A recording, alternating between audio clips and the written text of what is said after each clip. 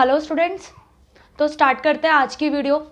कल की क्लास में हमने पढ़ा था विदलन, हमने पूरा पढ़ लिया था। आज की क्लास में हम स्टार्ट करेंगे हमारा new topic which is blastulation. ठीक है, ब्लास्टुलेशन। अब ये ब्लास्टुलेशन क्या है? देखिए बेटा, क्लीवेज हमने पढ़ लिया था। क्लीवेज के अंदर मैंने आपको बताया था कि बेसिकली क्लीवेज क्या है कि ये कोई भी जो निषेचित एग है या जो निषेचित अंडा है, इसमें इस प्रकार से विदलन करती हैं ये कोशिकाएं। ठीक है, और ये सभी कोशिकाएं शरीर के सभी अंगों का निर्माण करने की योग्यता रखती हैं। ठीक है, तो यदि हम बात करें कि ब्लास्टुलेशन या ब्लास्टुला का फॉर्मेशन क्या है, तो बेटा ये जो वृद्धि करती हुई ये जो कोशिकाएं हैं, तो इनकी ये जो अवस्था है, ये जो आपको रूप दिख रहा है निषेचित अंडे का, यही क्या कहलाता है? ब्लास्टुलेशन। अर्थात ब्लास्टुला का बनना ही क्या कहलाता है? ब्लास्टुलेशन। आप कह सकते हैं कि blastulation is the form in which the blastula will be formed confirmly. पूरी तरह से जो है ब्लास्टुला का फॉर्मेशन हो जाता है। ठीक है, दो टर्म आप देखेंगे यहाँ पे बेटा, एक तो होती है ब्लास्टुला, एक होती है मोरुला। दोनों में क्या डिफरेंस है? दोनों में क्या अंतर है? तो दोनों में अंतर ये है बेटा कि जो ब्लास्टुला होती है, ये जो दिख रहा है आपको, ये जो निषेचित अंडा है, इसमें जो कोशिकाओं का जो अरेंजमेंट होता है, इसके बीच में एक कैविटी बन जाती है। क्या बन जाती है? एक कैविटी बन जाती है। फटाफट से देख लेते हैं इसको। ये देख लीजिए, ये क्या हो गई? एक कैविटी बन जाती है यहाँ पे ऐसे ऐसे। ठीक है, और ये जो आपकी कोशिकाएं होती हैं, ये इस प्रकार से ये यूं अरेंज हो जाती हैं। ये क्या है बेटा? ये विकसित होती कोशिकाएं हैं ये। ठीक है, ये इस प्रकार से।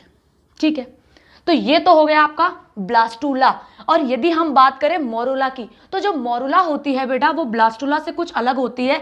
इसमें भी डिवीजन होता है, लेकिन इसमें डिवीजन के दौरान किसी भी प्रकार की गुहा नहीं बनती, किसी भी तरह की कैविटी नहीं बनती। तो जब कैविटी नहीं बनती तो ये सॉलिड बॉल लाइक स्ट्रक्चर होती है। कैसी स्ट्रक्चर होती है? सॉलिड बॉल लाइक स्ट्रक्चर होती है। इस स्ट्रक्चर को कहते हैं मोरुला। क्या कहते हैं? मोरुला। ठीक है, और वो स्ट्रक्चर जिसके अंदर बीच में कैविटी का निर्माण होता है, कैविटी का फॉर्मेशन होता है, which is blastocoel, known as blastocoel. ठीक है, क्योंकि ब्लास्टुला के बीच में बन रही है तो ब्लास्टोसील। क्या कह देंगे बेटा इसको? ब्लास्टोसील। और ये जो आपकी वृद्धि करती हुई जो कोशिकाएं हैं, इन्हें क्या कह देंगे? ये बाहर की तरफ लेयर बनाती है, इसलिए इनको हम कह देते हैं ब्लास्टोडर्म। ठीक है, और ये कंप्लीट क्या है आपका? एक ब्लास्टुला। क्या है ये? एक ब्लास्टुला। ठीक है, तो कहने का मतलब क्या है कि ये विदलन के बाद की अवस्था है। कब की अवस्था है? ये विदलन के बाद की अवस्था है। और इसमें जो कोशिकाएं होती हैं वे शरीर के सभी अंगों का निर्माण करती हैं। साथ ही साथ इनके मध्य में एक कोरक गुहा का फॉर्मेशन हो जाता है, जिसके अंदर जो भी आपका योग या जो भी खाद्य सामग्री है वो संग्रहित रहती है। शेष जो कोशिकाएं होती हैं ये विभाजन करके और भ्रूण का निर्माण, या भ्रूण के दौरान ही समझ लीजिए आप इसको, भ्रूणीय विकास के दौरान होने वाला ही ये एक तरीके का प्रोसेस है। कहने का मतलब ये है कि ये जो सभी कोशिकाएं हैं ये शरीर के सभी अंगों का निर्माण करेंगी। अच्छा, यदि हम मोरुला की बात कर ले तो मोरुला में बीच में ब्लास्टोसील अर्थात कोरक गुहा का निर्माण नहीं होता। ठीक है, कोरक गुहा का निर्माण नहीं होता। That is why is known as morula. Morula क्या है? एक सॉलिड बॉल लाइक स्ट्रक्चर है जिसमें ब्लास्टोसील एब्सेंट होती है। और इस प्रकार की संरचना कहां मिलती है बेटा? सीलेंट्रेट्स में मिलती है। इसका एग्जाम्पल क्या हो जाएगा? सीलेंट्रेट्स। ठीक है, सिलेंट्रेटा के जितने भी मेंबर्स होते हैं, हाइड्रा जिसका एग्जाम्पल है, वेल नोन एग्जाम्पल है, तो उसमें जिस प्रकार की जो भ्रूणीय जो परिवर्धन होता है वो मोरुलर फॉर्म का होता है, अर्थात मोरुला अवस्था का होता है। यदि हम बात कर ले मैमल्स की, ठीक है, या ह्यूमन बींग्स की, तो हमारे अंदर भी ब्लास्टुला का फॉर्मेशन ही होता है, मोरुला का फॉर्मेशन नहीं होता। ठीक है, मोरुला का फॉर्मेशन बेसिकली किन में देखा जाता है? सिलेंट्रेट्स के मेंबर्स में देखा जाता है। और अगर हम ब्लास्टुला की बात कर ले तो ब्लास्टुला क्या है बेटा? ये भी एक बॉल लाइक स्ट्रक्चर है, बट ये एक खोखली बॉल लाइक स्ट्रक्चर है। खोखली क्यों है बेटा? खोखली इसलिए क्योंकि इसमें सभी कोशिकाएं परिधि की तरफ स्थित हैं और सेंटर में क्या है? एक गुहा की तरह रचना बन जाती है। उस गुहा का नाम है ब्लास्टोसील। क्या नाम है उस गुहा का? ब्लास्टोसील। और ये सारी जो सेल्स बन रही है इनका नाम क्या है? ब्लास्टोडर्म। ठीक है, ये जो कोशिकाएं होती हैं as a dermis, as a layer arrange हो जाती है। That is why these are known as blastoderm. ठीक है, चलिए अब अगर हम बात कर ले कि किसी भी भ्रूण में किसी भी भ्रूण में ये जो ब्लास्टुला और ये जो मोरुला है ये किस वजह से बनती है, ठीक है, किस वजह से। तो इसके वैज्ञानिकों ने कुछ इसके सिद्धांत दिए हैं, ठीक है, कि विदलन के बाद में शरीर में कुछ ऐसे परिवर्तन होते हैं, कुछ ऐसे चेंजेस होते हैं जिसकी वजह से ये जो क्रिया है ये होती है। तो अगर हम इसका मैकेनिज्म देख लें, क्या देख लें हम, इसका मैकेनिज्म देख लें, तो इसके मैकेनिज्म में दो चीजें आती हैं, मैकेनिज्म, ठीक है, क्रिया विधि। तो यदि हम इसकी क्रिया विधि देख लें, ठीक है, यदि हम इसकी क्रिया विधि देख लें तो ब्लास्टुलेशन के स्टेप को समझने के लिए बेसिक दो क्रिया विधि होती है, दो मैकेनिज्म होते हैं, दोनों ही मैं आपको बता देती हूं। पहला मैकेनिज्म है जल स्थैतिक दाब सिद्धांत। क्या है बेटा? जल स्थैतिक दाब सिद्धांत। देखिए बेटा, सिद्धांत से तो आप समझ गए कि जो भी साइंटिस्ट होते हैं वो अपने अपने सिद्धांत, अपने अपने प्रिंसिपल्स देते हैं उनके अकॉर्डिंग कि भाई कोई भी जो प्रोसेस हुआ है वो इस सिद्धांत को फॉलो करते हुए हुआ है, ठीक है। तो यदि हम बात कर ले जल स्थैतिक दाब सिद्धांत की, तो जल स्थैतिक दाब सिद्धांत दिया था के डैन ने दिया था। किसने दिया था? साइंटिस्ट का नाम यदि आपको याद हो जाता है तो बहुत ही अच्छी बात है। किसने दिया था? के डैन ने दिया था। कब दिया था? इन 1960। कब दिया था? इन 1960 दिया था। और उन्होंने ये बताया था कि जो कोरक गुहा, जो कोरक का निर्माण है उसमें जो कोरक गुहा है वो कोरक गुहा का फॉर्मेशन कुछ इस प्रकार से होता है कि जो जल का जो स्थैतिक दाब होता है वो कोरक गुहा को बनाने के लिए या कोरक गुहा के निर्माण के लिए एक बहुत ही इंपॉर्टेंट रोल प्ले करता है। यानी कि जो कोशिका या जो भी जो विकसित हो रहा भ्रूण है उसके अंदर जितना भी लिक्विड मटीरियल है, जो जल से संबंधित जो तत्व हैं या जो जल है, वो अपना स्थैतिक दाब इस तरीके से बढ़ाता है कि जो है कोरक गुहा का फॉर्मेशन सेंटर में हो जाता है और सारी परिधि की तरफ कोरक चर्म जो होती है वो एकत्रित हो जाती है। ये था उनका जल दाब सिद्धांत, ठीक है। तो यानी कि इसमें बेसिकली उन्होंने ये बताया कि जो जल है कोशिका में उपस्थित या जो भी आप भ्रूण की बात कर रहे हैं तो उसमें उपस्थित जो जलीय पदार्थ है या जो जल है वो इस बात का डिटर्मिनेशन करता है, वो इस बात का निर्धारण करता है कि विकसित होने वाले सभी जो कोरक चर्म हैं, जो कोरक खंड हैं, वो सब परिधि की तरफ चले जाएं और बीच में एक गुहा बन जाए। उस गुहा के अंदर ही इस जलीय पदार्थ का संचय हो जाता है, ठीक है। गुहा है तो उसके अंदर कुछ ना कुछ चीज तो फिल होगी, तो वो फिल क्या होती है? वो फिल होती है जो भी उसका जो जलीय पदार्थ होता है, जो जलीय लिक्विड मटीरियल होता है वो, ठीक है। तो पहला सिद्धांत तो ये दिया था, के डैन ने दिया था इन 1960। सेकंड सिद्धांत की यदि हम बात कर लें तो सेकंड सिद्धांत है बेटा पृष्ठ तनाव सिद्धांत। पृष्ठ तनाव को क्या कह देते हैं? इंग्लिश में कह देते हैं इसको सरफेस टेंशन, ठीक है। पृष्ठ तनाव सिद्धांत यानी कि सरफेस टेंशन। ये किसने दिया था बेटा? ये दिया था गुस्ताफसन व वोल्फॉर्ट ने। किसने दिया था? थोड़ा सा टिपिकल और इंटरेस्टिंग नाम है, गुस्ताफसन एंड वोल्फॉर्ट ने दिया था, ठीक है। कब दिया था भाई? इन्होंने दिया था ये सिद्धांत, इनके सिद्धांत मतलब के डैन के सिद्धांत देने के कुछ 7 साल के बाद, इन 1967, ठीक है। अब नाम से ही पता चल रहा है आपको, पृष्ठ तनाव। पृष्ठ तनाव का मतलब किसी भी पृष्ठ पर, किसी भी सरफेस पर उपस्थित या अप्लाई होने वाला तनाव, अप्लाई होने वाली टेंशन, कि किसी भी पृष्ठीय तल पर या जो भी जिस भी पृष्ठ की हम या जिस भी सरफेस की हम बात कर रहे हैं, जैसे मान लीजिए हम यहाँ एक विदलित होते अंडे की बात कर रहे हैं, तो उस विदलित होते अंडे में इस प्रकार का तनाव उत्पन्न होता है दबाव के कारण कि जो वहां पे जो कोशिकाएं होती हैं उन्हें मजबूरन परिधि की ओर शिफ्ट होना पड़ता है और एज अ रिजल्ट वहां पे कोरक जो गुहा है उसका निर्माण हो जाता है। ये सिद्धांत किसने दिया था? ये सिद्धांत दिया था गुस्ताफन और वोल्फॉर्ट ने। इन्होंने ये बताया कि भाई जो निषेचित अंडा है उसमें पृष्ठ तनाव इतना अधिक बढ़ जाता है कि एज अ रिजल्ट जितने भी जो कोरक खंड होते हैं वो परिधि की तरफ शिफ्ट होते चले जाते हैं और एज अ रिजल्ट क्योंकि वो कोरक जो खंड थे वो तो परिधि की तरफ चले गए, तो सेंटर में क्या बन गई? सेंटर में बिल्कुल कमी हो जाती है कोरक खंडों की, और कमी होने के कारण वहां पे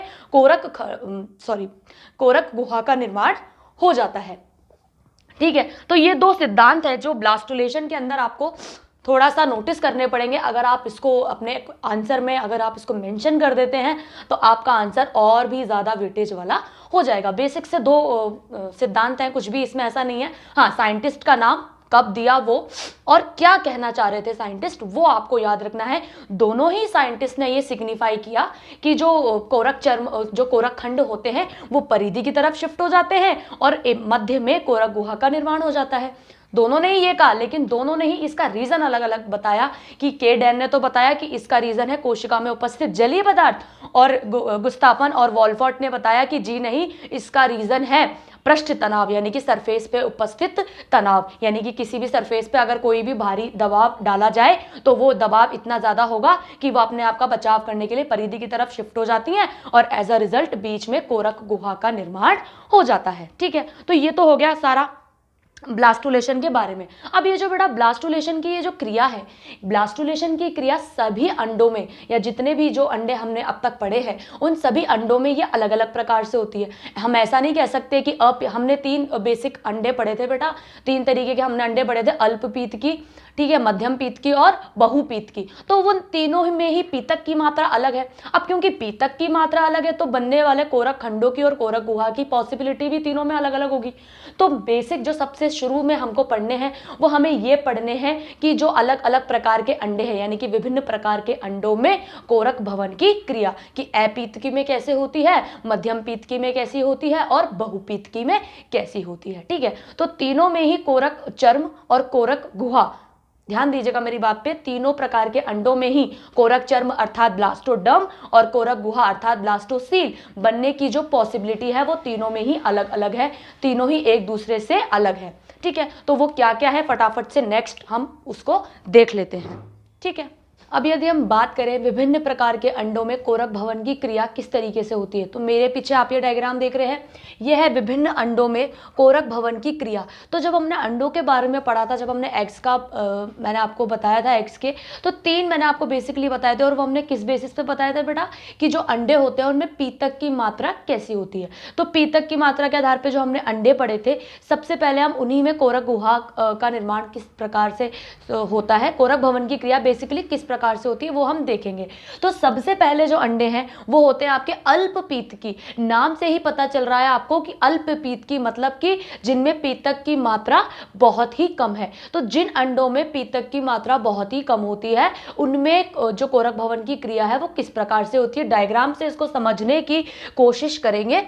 ठीक है, क्योंकि थ्योरी तो आप नोट्स में देख ही लेंगे, बेसिक जो हमारा मोटिव है वो है ये समझना कि जो ब्लास्टुलेशन का जो प्रोसेस है वो बेसिकली इन अंडों में होता कैसे है। तो यदि हम बात कर ले अल्पपीत की अंडों की, ठीक है, अलेसिथल एग्स की, तो उसमें क्या होता है देखें आप, मान लीजिए ये कोई अल्पपीत की प्रकार का अंडा है, तो इसमें आप देख रहे हैं कि जो विभाजन जिन कोशिकाओं में हो रहा है वो ये विभाजन करती हुई जो रेड कलर से मैंने बनाई है ये आपकी विभाजन करती हुई कोशिकाएं जो परिधि की तरफ शिफ्ट हो जाती हैं, जिन्हें हम कह देते हैं एक्टोडर्म। ठीक है, ब्लास्टोडर्म या एक्टोडर्म। बीच में ये आपके कैविटी का निर्माण हो रहा है, एक कैविटी लाइक स्ट्रक्चर बन रही है जिसको हमने नाम दे दिया ब्लास्टोसील। ठीक है, इस एक्टोडर्म को बेटा आप ब्लास्टोडर्म भी कह सकते हैं। अब हमने इसको ब्लास्टोडर्म इसलिए नहीं बोला क्योंकि अभी इसने कंप्लीट जो है फॉर्मेशन नहीं किया। नीचे की तरफ आप देख रहे हैं कि कुछ बड़ी कोशिकाएं दिखती हैं जो इन कोशिकाओं की तुलना में गोल है तथा कुछ आकार में बड़ी हैं, तो इनको नाम दे दिया हमने एंडोडर्मल कोशिकाएं। एंडोडर्म का मतलब होता है अंदर की तरफ, तो ये कैसी कोशिकाएं हैं, एंडोडर्मल सेल्स हैं ये। और बीच में ये जो आपको दिख रही है मीडियम साइज की, ना बहुत छोटी है ना बहुत बड़ी है, इन कोशिकाओं का नाम होता है मीजोडर्मल। नाम से ही पता चल रहा है बीच में है, दैट मींस मीजोडर्मल। ठीक है, तो एक्टोडर्म, एंडोडर्म और मीजोडर्म 3 तरह की ये जो लेयरिंग हो गई इन सेल्स की, प्लस बीच में एक कैविटी का फॉर्मेशन हो गया and the cavity is known as blastocoel. अब आप देख रहे हैं कि ये जो ब्लास्टोसील है ये आकार में बहुत ही छोटी है। क्यों आकार में छोटी है? इसीलिए छोटी है क्योंकि ये अंडे कैसे हैं, अल्पपीतकी प्रकार के हैं, इनमें पीतक की मात्रा बहुत ही कम है और जो कोरक गुहा होगी उसमें फिल रहने के लिए जो पीतक है वो इतना ही इनके पास में अवेलेबल है। इस वजह से यहाँ पे जो ये ब्लास्टोसील आपको दिख रही है वो आकार में कैसी होती है, वो आकार में थोड़ी छोटी होती है। अब यदि हम बात करें एग्जाम्पल की, तो अल्पपीतकी प्रकार के अंडे जो होते हैं, अल्पपीतकी प्रकार के अंडों का जो एग्जाम्पल हमने पढ़ा था विच इज एम्फिऑक्सिस, तो यहाँ पे भी एग्जाम्पल वही आएगा एम्फिऑक्सिस, यानी कि एम्फिऑक्सिस प्रकार के जो अंडे होते हैं अल्पपीतकी होते हैं और उनमें होने वाला कोरक भवन कुछ इस प्रकार का होता है। ठीक है बेटा, तो ये तो बात कर ली हमने अल्पपीतकी की। अब हम आ जाते हैं मध्यम पीतकी। मध्यम पीतकी का मतलब जिसमें पीतक की मात्रा जो है वो मध्यम है, ना बहुत ज्यादा है और ना ही बहुत कम है, मध्यम है, मीडियम। ठीक है, मीजोलेसिथल कहते हैं इनको। क्या कह देते हैं बेटा इंग्लिश में? मीजोलेसिथल। अब मीजोलेसिथल प्रकार के अंडों में मैंने यहाँ पे दो डायग्राम के थ्रू आपको ये समझाने की कोशिश करी है। फटाफट से देख लेते हैं कि ये दो डायग्राम क्यों है। देखिए बेटा, मीजोलेसिथल में अगर आपको ईजी लगे तो मेरा मानना यही है, मेरी आपसे यही रिक्वेस्ट है कि आप ये दोनों ही डायग्राम अच्छे से जो है याद करें। मतलब इन्हीं के थ्रू आप मध्यम पीतकी प्रकार के अंडों में कोरक भवन की क्रिया को याद कर लें। ठीक है, ऐसे याद कर लें आपकी मध्यम पीतकी, मध्यम का मतलब दो इक्वल पार्ट्स, तो दो का मतलब कि यहाँ पे दो डायग्राम बनेंगे। ठीक है, तो मध्यम पीतकी में आपने दो प्रकार के आप डायग्राम देख रहे हैं। क्या है ये? देखिए बेटा, इसमें क्या होता है कि पहले जो सेल्स का जो अरेंजमेंट होता है, यानी कि ये जो ब्लास्टोडर्म बन रही है, ये बेटा दो तरीके से बनती है। तो ये जो छोटी छोटी कोशिकाएं हैं इनको नाम दे दिया माइक्रोमियर्स। क्या नाम दे दिया? इनको नाम दे दिया माइक्रोमियर्स। और ये जो थोड़ी बड़ी होती हैं इनको नाम दे दिया मेगामियर्स।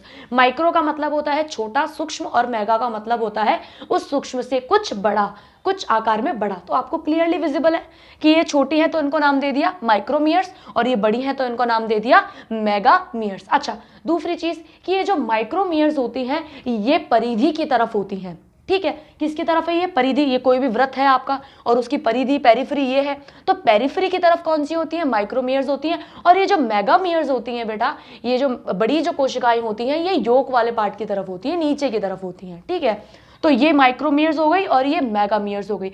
जब इसमें आगे और डिवीजन होता है, इसमें स्टार्टिंग में ही ब्लास्टोसील का निर्माण नहीं होता, इसमें कुछ समय के बाद जो फर्दर डिवीजन होते हैं उसके बाद में ब्लास्टोसील का निर्माण जो है वो होता है। तो देखिए, अब ये जो माइक्रोमियर्स थी तो प्रेशर के कारण क्या हुआ, ये माइक्रोमियर्स मेगामियर्स से कुछ सेपरेट हो गई। ठीक है, ये दिख रहा है आपको सेपरेट होती हुई, ये माइक्रोमियर्स मेगामियर्स से अलग हो गई।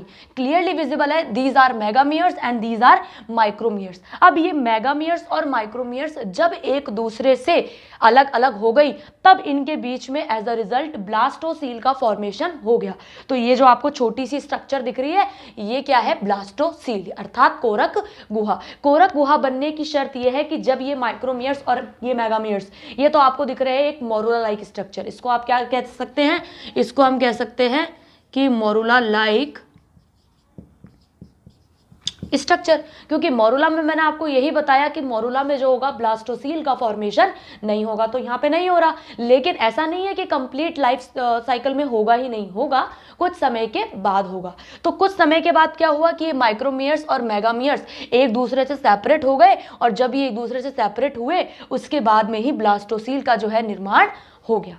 ठीक है, अगर बात करें हम इस प्रकार के अंडों की तो इस प्रकार के अंडे पाए जाते हैं फ्रॉग में। जब हमने मीजोलेसिथल एग्स पढ़े थे तो वहां पे हमने एग्जाम्पल मेंशन किया था विच इज फ्रॉग। तो अल्प मध्यम पीतकी प्रकार के अंडों का एग्जाम्पल है फ्रॉग। तो जाहिर सी बात है कि कोरक भवन की बात कर रहे हैं तो मध्यम पीतकी प्रकार के अंडों में कोरक भवन को समझने के लिए आप किसका अध्ययन करेंगे? मेंढक के अंडे का। ठीक है, अब ये बात हो गई अल्पपीत की और मध्यम पीत की। लास्ट जो हमारा बच रहा है विच इज बहुपीत की। नाम से ही पता चल रहा है आपको, बहु का मतलब बहुत, यानी कि जिन वे जीव जिनमें अंडे इस प्रकार के होते हैं कि पीतक की मात्रा बहुत ज्यादा होती है। वेल नोन एग्जाम्पल है इसका चिक एम्ब्रियो, सॉरी चिक एम्ब्रियो, हाँ, या फिर चिक के एग्स, मुर्गी के अंडे। योग की मात्रा बहुत ज़्यादा होती है, खाते हैं तभी तो आप उसको खाते हैं, उसका योग वाला जो पार्ट होता है उसी का तो आप जो भी बना के खाते हैं आप, उसका मतलब बेसिकली कहने का मतलब ये है जो उसका येलोइश पार्ट है प्रोटीन कंटेन होता है उसमें बहुत ज़्यादा, इसलिए आप लोग उसको खाते हैं। ठीक है, तो वो जो येलोइश पार्ट है वो क्या है? उसका योग ही है। ठीक है, तो बहुपीत के अंडों में आपको रट लेना ये एग्जाम्पल तो कि बहुपीत के अंडे का वेल नोन एग्जाम्पल इज चिक। ठीक है, अब अगर यदि हम चिक के अंडे की बात कर ले, चिक के एग की बात कर ले तो आप देखिए इन दोनों से कुछ अलग है इसका अंडा। ठीक है, क्यों? क्योंकि पीतक की मात्रा बहुत अधिक है। तो ये जो आप डॉट डॉट मैंने शो किया है, ये है पीतक की मात्रा। ठीक है, लिख दिया मैंने यहाँ पे कि ये क्या है, यॉक है बेटा। और इसमें जो ब्लास्टोसील होती है वो कुछ इस प्रकार से बनती है, छोटी सी। ठीक है, तो ब्लास्टोसील के ऊपर की जो सेल्स होती हैं उनको नाम देते हैं एपीब्लास्ट। क्या नाम देते हैं? एपीब्लास्ट। ठीक है, जैसे आप बोल देते हैं ना एपिडर्मिस, एपीब्लास्ट। ठीक है, तो ये एपी जो वर्ड होता है ये डिनोट करता है बेटा कोई भी संरचना के बाहर वाली जो लेयर होती है, आउटर जो कवरिंग होती है। तो ये आउटर कवरिंग, ये जो सेल्स की बनी हुई है छोटी छोटी, इसको कह दिया हमने एपीब्लास्ट। ठीक है, बीच में बन गई आपकी ब्लास्टोसील। अब इस ब्लास्टोसील के नीचे वाला जो ये जो पार्ट है इसको नाम दे दिया हाइपोब्लास्ट। क्या नाम दे दिया? हाइपोब्लास्ट। और इसमें इसी तरह से दो क्षेत्र आपको देखने को मिलेंगे, which is area ओपेका and area pellucida. तो जो एरिया ओपेका है वो आपके टॉप वाली परिधि की तरफ मिलेगा, और जो आपका एरिया पेल्यूसिडा है वो आपका नीचे की तरफ, योक वाले पार्ट की तरफ मिलेगा। ठीक है, तो ये जो चिक एम्ब्रियो का जो आपने डायग्राम देखा, वो इन दोनों डायग्राम से वो कुछ अलग है, क्योंकि इसमें योक की मात्रा ज़्यादा है। तो योक को हमने इस तरह से दिखा दिया, बीच में आपके ब्लास्टोसील बन गई है, और ब्लास्टोसील से नीचे वाली जो लेयर है वो है आपकी हाइपोब्लास्ट, और उससे ऊपर की जो वृद्धि करती हुई कोशिकाएं केवल जिनमें विदलन होता है वो है आपकी एपीब्लास्ट। ठीक है, तो ये हो गया हमारा आज का टॉपिक, विच इज विभिन्न प्रकार के अंडों में कोरक भवन की क्रिया। कल की क्लास में हम पढ़ेंगे, बस ये टॉपिक इतना ही है। कल की क्लास में ये टॉपिक हमारा ओवर हो जाएगा, और कल की क्लास में हम पढ़ेंगे विभिन्न प्राणियों में उपस्थित जो अंडे हैं वो किस प्रकार कोरक भवन करते हैं, यानी कि अलग अलग प्राणियों में हम अंडों का और उनमें होने वाले कोरक भवन का डिस्क्रिप्शन कल हम देखेंगे। ठीक है, तो आज जो मैंने आपको पढ़ाया उसमें आपको रटना कुछ नहीं है, समझने की चीज है। बस आपको एग्जाम्पल्स याद रखने हैं कि अगर अल्पपीतकी की बात हो रही है तो दैट मीन्स अल्पपीतकी का एग्जाम्पल है एम्फिओक्सिस। तो एम्फिओक्सिस में इस प्रकार से होता है, फ्रॉग में दो प्रकार से होता है, स्टार्टिंग में ब्लास्टोसील नहीं बनती है, थोड़ा बाद में जाके ब्लास्टोसील का फॉर्मेशन होता है। और वहीं अगर हम बात करें चिक की, तो चिक का जो एम्ब्रियो या जो चिक का जो डेवलपमेंट है, ब्लास्टुलेशन है, वो बाकी दो से कुछ अलग होता है। क्यों? क्योंकि उसमें योग का जो अमाउंट है, योग की जो मात्रा है वो अन्य सभी अंडों की तुलना में बहुत अधिक होती है। दैट इज वाई उसके जो एग्स होते हैं वो टीलोलेसिथल होते हैं, बहुपीतकी प्रकार के होते हैं। ठीक है, तो आई होप आज की क्लास में मैंने आपको जो भी पढ़ाया, जो भी समझाया वो आपको समझ आ गया होगा। कल की क्लास में हम इस टॉपिक को खत्म कर देंगे। ठीक है, एंड आई होप कि आपको ये सब समझ में आ गया होगा। फटाफट से आप इसका स्क्रीनशॉट ले लीजिए, और आज की क्लास को हम यहीं ओवर करते हैं।